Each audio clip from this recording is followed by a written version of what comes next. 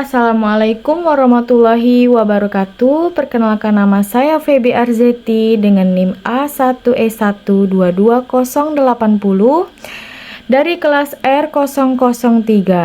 Tugas ini saya buat untuk memenuhi mata kuliah ujian tengah semester lingkungan keluarga dalam pendidikan anak dengan dosen pengampu Bapak Muhammad Hamdi SPD MPD. Baik, langsung saja kita masuk ke materi yang pertama, yaitu konsep teori tentang lingkungan keluarga dalam pendidikan anak.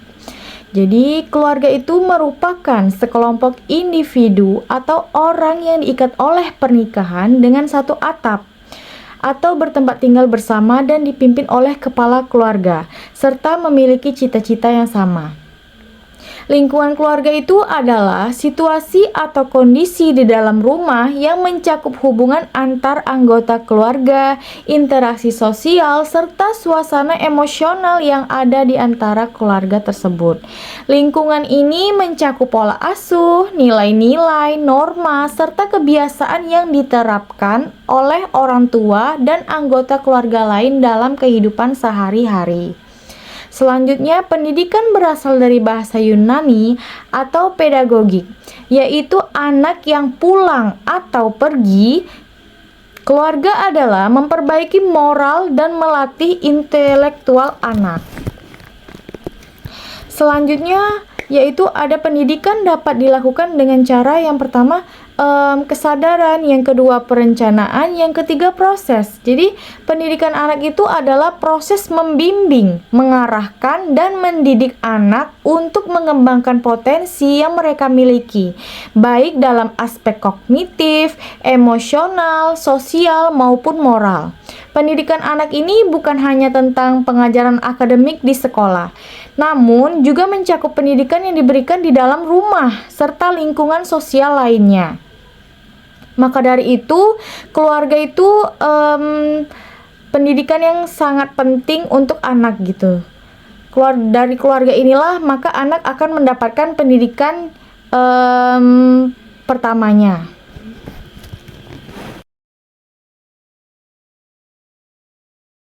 Baik, materi selanjutnya yaitu pengertian, tujuan, fungsi, tanggung jawab anggota keluarga dan pola asuh orang tua. Keluarga itu merupakan suatu lingkungan sosial yang terbentuk karena pernikahan yang bertempat tinggal bersama yang dipimpin oleh kepala keluarga. Adapun tujuannya, yang pertama perkembangan individu, yang kedua kebutuhan dan harapan, yang ketiga kasih sayang, yang keempat pembentukan identitas individu atau keluarga. Adapun juga fungsi keluarga. Fungsi keluarga sejauh mana interaksi keluarga dalam menjalankan tugasnya, maka akan tetap terdapat mengupayakan kesejahteraan dan perkembangan sosial, fisik, dan psikologis masing-masing dari setiap anggota keluarga.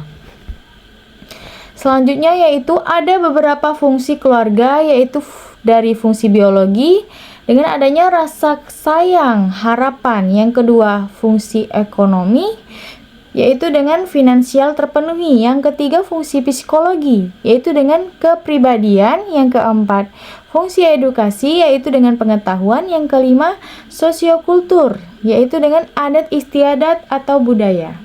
Selanjutnya yaitu ada tanggung jawab orang tua. Menurut Undang-Undang Nomor 1 Tahun 1974 tentang perkawinan dalam pasal 45 disebutkan sebagai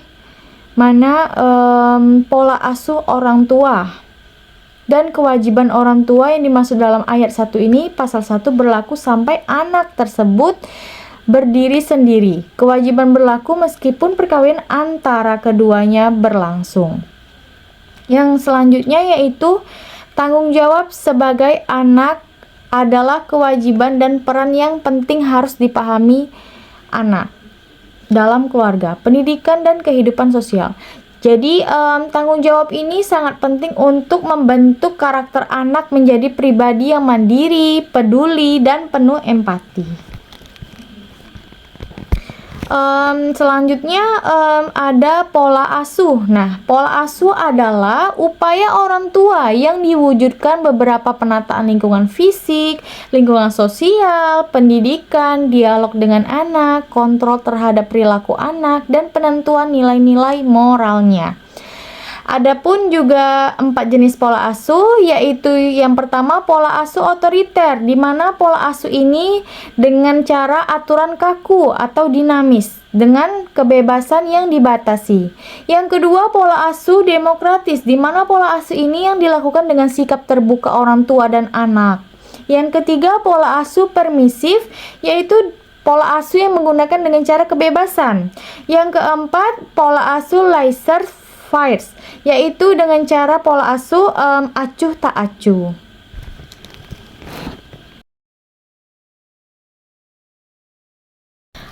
Baik, materi selanjutnya yaitu jenis dan karakteristik keluarga dan anggota keluarga. Baik anggota keluarga kecil dan anggota keluarga besar. Di sini saya akan menjelaskan yang pertama itu jenis keluarga. Yang pertama, keluarga inti. Keluarga inti adalah keluarga yang terdiri dari ayah, ibu, anak. Yang kedua, keluarga besar. Keluarga besar adalah keluarga yang terdiri dari keluarga inti dan ditambah dengan keluarga lainnya yang memiliki hubungan tali darah dan kerabat seperti kakek, nenek, paman, bibi, sepupu, keponakan, dan keluarga lainnya. Selanjutnya yaitu sistem perkawinan. Sistem perkawinan itu adalah cara atau pola seseorang atau individu dalam hubungan pernikahan yang melibatkan aspek sosial, budaya, dan hukum. Selanjutnya yaitu jenis-jenis sistem perkawinan. Yang pertama, monogami. Monogami adalah sistem perkawinan di mana seorang pria menikah dengan satu wanita atau seorang wanita menikah dengan satu pria. Yang kedua yaitu poligami.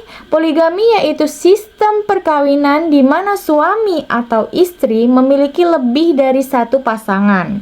Yang ketiga yaitu endogami. Endogami yaitu sistem perkawinan dalam sosial yang sama suku, sesama suku, sekasta atau seagama, dan satu etnis gitu. Yang terakhir eksogami, yaitu sistem perkawinan dalam kelompok sosial yang berbeda suku dan agama yang berbeda.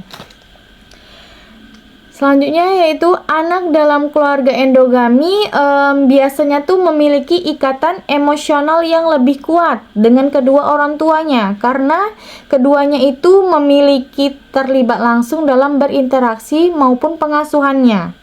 Anak dalam keluarga eksogami selanjutnya.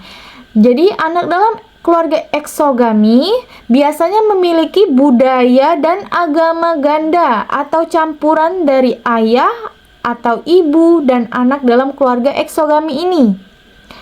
Maka dari itu harus mampu beradaptasi dan berinteraksi di berbagai kelompok sosial. Selanjutnya yaitu anak dalam keluarga monogami. Anak dalam keluarga monogami ini sering merasa lebih aman dan kukuh karena mereka dibesarkan dalam lingkungan yang relatif stabil dan konsisten dengan kedua orang tua yang mana saling berkomitmen satu sama lain. Selanjutnya yaitu ada anak dalam keluarga poligami sering tumbuh dalam lingkungan yang beragam-ragam dengan banyak yang terlibat dalam kehidupan mereka. Seperti biasanya kan anak ini ada yang melalui pengaruh sosial, emosional, dan lain-lain gitu.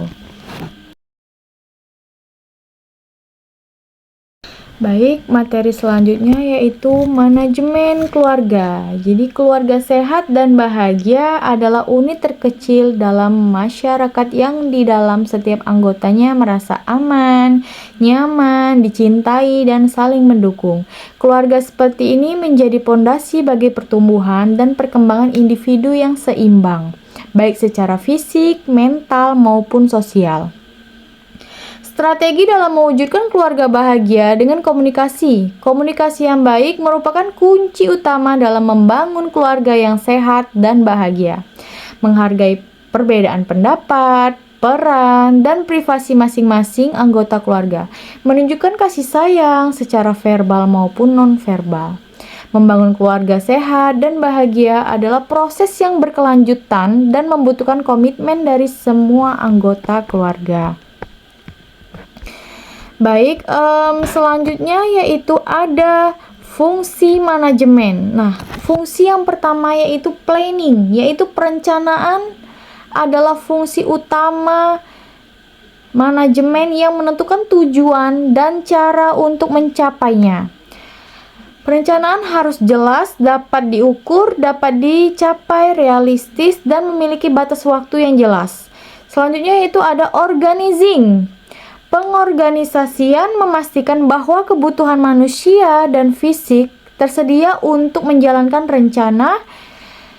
Pengorganisasian meliputi penugasan aktivitas, membagi pekerjaan, dan menentukan siapa yang berhak mengerjakan tugas. Selanjutnya ada directing atau leading, yaitu mengacu pada peran orang tua atau pengasuh utama dalam membimbing dan mengarahkan anggota keluarga lainnya. Dan selanjutnya ada controlling, yaitu pengendalian atau pengawasan, membimbing, mengarahkan, dan menjaga keseimbangan dalam dinamika keluarga. Ini melibatkan berbagai aspek, mulai dari penetapan aturan hingga pengelolaan konflik. Selanjutnya yang terakhir yaitu ada coordinating. Koordinasi dalam keluarga adalah kunci untuk menciptakan lingkungan yang harmonis dan produktif. Ini melibatkan upaya bersama untuk menyelaraskan tujuan, jadwal, dan sumber daya keluarga.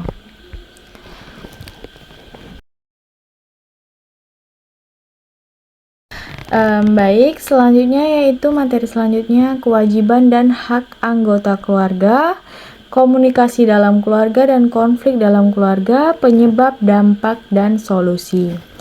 Yaitu yang pertama kewajiban suami atau ayah.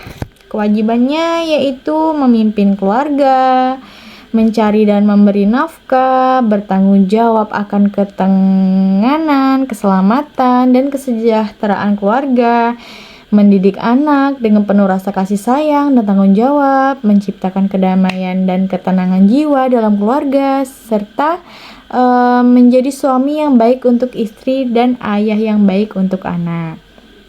Selanjutnya yaitu ada hak suami. Nah, yang pertama yaitu hak suami itu ditaati, dipatuhi oleh seluruh anggota keluarga. Yang kedua dibantu dalam pengelolaan rumah tangga. Yang ketiga diperlakukan dengan baik dan penuh cinta kasih dalam memenuhi kebutuhan maupun psikisnya. Yang keempat, citra dan nama baik oleh seluruh anggota keluarga. Selanjutnya yaitu ada kewajiban ibu atau istri. Nah, yang pertama patuh dan dipatuhi suami sesuai norma, agama, dan susila. Yang kedua memberi kasih sayang kepada seluruh anggota keluarga. Yang ketiga mengatur, mengurus rumah tangga. Yang keempat merawat, mendidik, dan melatih anaknya. Yang kelima memelihara dan menjaga kehormatan keluarga. Dan terakhir menjadi istri yang baik untuk suami dan ibu yang baik untuk anak. Selain kewajiban ibu, istri pun juga mempunyai hak. Hak istri yang pertama, mendapatkan nafkah yang baik dari hasil kerja suami yang baik. Yang kedua, mendapatkan pendidikan dan bimbingan. Yang ketiga, mendapatkan perlindungan, keselamatan, dan ketentraman. Yang keempat, mendapat kasih sayang dari seluruh anggota keluarga. Yang kelima, dihargai, dipatuhi, dan mendapatkan komunikasi yang sehat. Selain dari kewajiban selain dari kewajiban ibu dan hak istri, ada juga kewajiban seorang anak. Nah, kewajiban anak ini yang pertama menasihati dan menghormati kedua orang tuanya. Yang kedua berperilaku baik dengan orang tua dan anggota keluarga lainnya. Yang ketiga bersikap yang berdasar kasih dan sayang. Yang keempat berbakti kepada kedua orang tua. Selain kewajiban anak pun juga mempunyai hak. Yang pertama mendapatkan perlakuan yang baik dari anggota keluarganya. Yang kedua mendapatkan nama dan citra baik. Yang ketiga mendapatkan rasa aman. Yang keempat mendapatkan kasih sayang. Dan yang kelima mendapatkan pendidikan, bimbingan dan arahan yang terbaik serta terpenuhinya kebutuhan anak ini tadi. Selanjutnya yaitu ada komunikasi dalam keluarga. Ada 3 kata kunci dalam komunikasi. Yang pertama sender atau komunikator. Yang kedua messenger yaitu pesan. Yang ketiga desender yaitu komunikator. Yaitu selanjutnya ada manfaat komunikasi bagi keluarga. Yang pertama dapat mengetahui apa yang ingin disampaikan oleh keluarga. Yang kedua menghindarkan dari salah sangka dan konflik. Yang ketiga membawa keuntungan fisik maupun psikis. Yang keempat hubungan kekeluargaan menjadi erat. Problematika dan konflik yang sering terjadi dalam keluarga. Konflik dalam keluarga biasanya timbul akibat adanya perbedaan pandangan, nilai-nilai, serta harapan antar anggota. Selanjutnya yaitu ada faktor penyebab konflik di dalam keluarga. Yang pertama perbedaan pendapat atau argumen. Yang kedua kecemburuan antar pasangan. Yang ketiga keadaan ekonomi rumah tangga. Yang keempat, faktor eksternal seperti hadirnya orang ketiga atau pihak ketiga, orang tua terlalu ikut campur, serta dari lingkungan juga bisa. Selanjutnya, dampak dari konflik yang terjadi dalam keluarga. Yang pertama yaitu kesehatan emosional, yang kedua kualitas hubungan. Dengan adanya kualitas hubungan, maka hubungan tersebut melemahnya kepercayaan dan ikatan antar anggota keluarga. Yang ketiga berdampak kepada anak. Yang keempat kesehatan fisik. Yang kelima dampak sosial. Yang keenam pengelolaan konflik. Selanjutnya, adapun solusi yang dapat dilakukan dalam menyelesaikan konflik dan masalah di dalam keluarga, yaitu yang pertama menentukan waktu, yang kedua kejujuran di dalam keluarga, yang ketiga menjadi pendengar yang setia, yang keempat membuat kesepakatan solusi. Baik, materi selanjutnya yaitu sistem perkawinan dan pendidikan anak.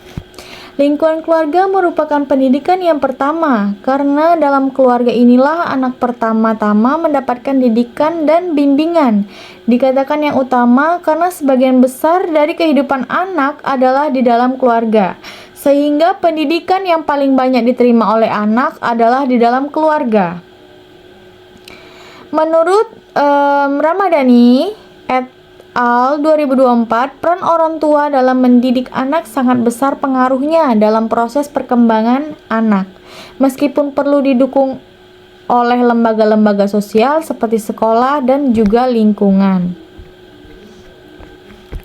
Selanjutnya yaitu ada sistem perkawinan dan pendidikan anak di dalam matrilineal. Matrilineal berasal dari bahasa kata matri, artinya ibu, dan lineal artinya garis, sehingga berarti garis ibu. Maksudnya yaitu istilah untuk menyebutkan sistem kekerabatan yang mengacu pada garis keturunan ibu. Sistem matrilineal ini yaitu sistem kekerabatan yang ditarik menurut garis keturunan ibu. Yang selanjutnya yaitu ada patrilineal, yaitu adalah suatu adat masyarakat yang mengatur alur keturunan berasal dari pihak ayah. Menurut sistem patrilineal, kedudukan pria lebih menonjol pengaruhnya dalam pembagian warisan daripada kedudukan wanita, sehingga hanya anak laki-laki yang akan mendapatkan ahli warisnya atau menjadi ahli waris. Selanjutnya yaitu ada matrilokal. Matrilokal yaitu pasangan suami istri tinggal bersama atau di daerah yang sama dengan kerabat garis ibu si istri. Peran anak dalam keluarga matrilokal yaitu penerus garis keturunan.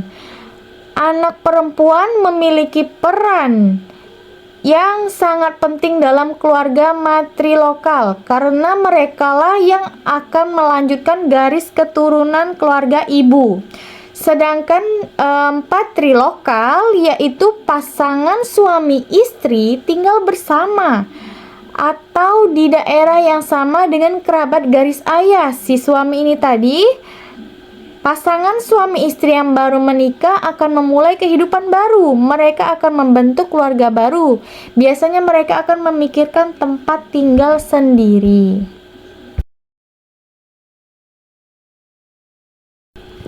Baik, materi terakhir yaitu anak dalam keluarga besar. Peran anak dalam keluarga besar menurut Ahmad 2020 adalah sebagai berikut. Yang pertama, penerus tradisi dan budaya. Dalam keluarga besar, anak-anak sering dididik untuk meneruskan tradisi, nilai, dan budaya yang diturunkan dari generasi sebelumnya. Misalnya, anak-anak dapat diajarkan untuk berpartisipasi dalam kegiatan adat atau perayaan keluarga yang melibatkan banyak kerabat. Yang kedua, membantu dalam tugas keluarga. Anak-anak mungkin dilibatkan dalam berbagai tugas rumah tangga dan pekerjaan, terutama ketika anggota keluarga yang lebih tua membutuhkan. Bantuan ini menumbuhkan tanggung jawab dan keterampilan sosial. Selanjutnya, interaksi sosial yang luas. Anak dalam keluarga besar seringkali memiliki kesempatan berinteraksi dengan berbagai usia dan karakter. Hal ini meningkatkan kemampuan sosial dan adaptasi mereka, serta memperluas dukungan sosial dari anggota keluarga lainnya. Selanjutnya, penerimaan dan pemberian dukungan emosional. Anak-anak di keluarga besar dapat menerima dukungan emosional dari kerabat seperti paman, bibi, atau kakek, nenek, terutama saat orang tua sedang tidak tersedia. Sebaliknya, mereka juga berperan memberi dukungan kepada saudara atau kerabat yang lebih muda atau yang lebih membutuhkan. Terakhir yaitu ada peran anak dalam keluarga inti. Nah, peran anak dalam keluarga inti menurut Herman Elia 2020 yaitu yang pertama, fokus pada pengembangan diri. Anak dalam keluarga inti biasanya didorong untuk mengembangkan minat dan bakat individu karena orang tua lebih terfokus pada mereka. Dengan dukungan langsung dari orang tua, anak-anak memiliki lebih banyak kesempatan untuk mengeksplorasi minat pribadi. Yang kedua, peran sebagai anggota yang mandiri. Dalam keluarga inti, anak-anak seringkali diajarkan untuk mandiri sejak dini. Mereka mungkin diberi tanggung jawab seperti merapikan kamar sendiri atau membantu pekerjaan ringan yang membantu mereka mengembangkan kemandiriannya. Yang ketiga, pengaruh yang intens dari orang tua. Karena lebih sedikit anggota keluarga yang tinggal bersama, anak-anak menerima pengaruh utama dari orang tua. Pola asuh, nilai, dan kebiasaan sehari-hari mereka umumnya terbentuk dari interaksi dengan orang tua secara langsung. Terakhir, pembangunan hubungan emosional yang mendalam. Dalam keluarga inti, hubungan antara orang tua dan anak biasanya intensif karena tidak banyak kerabat lain yang terlibat secara langsung. Hal ini dapat menciptakan ikatan emosional yang kuat antara anak dan orang tuanya. Baik, sekian dari penjelasan materi yang saya jelaskan. Kurang dan lebihnya saya mohon maaf. Saya akhiri, wabillahi taufiq wa hidayah. Wassalamualaikum warahmatullahi wabarakatuh.